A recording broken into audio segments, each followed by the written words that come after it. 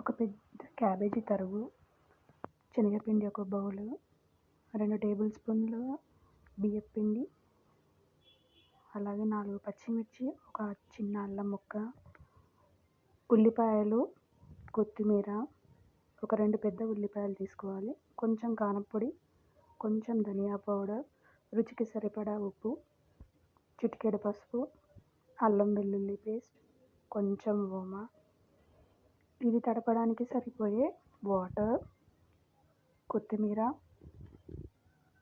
వేయించడానికి సరిపడా oil. Medium ఫ్లేమ్లో పెట్టుకోవాలి. నేను ఇక్కడైతే చిన్నగా పెట్టాను. ప్రజెంట్ నేను అది తడుపుతున్నాను పిండి అని.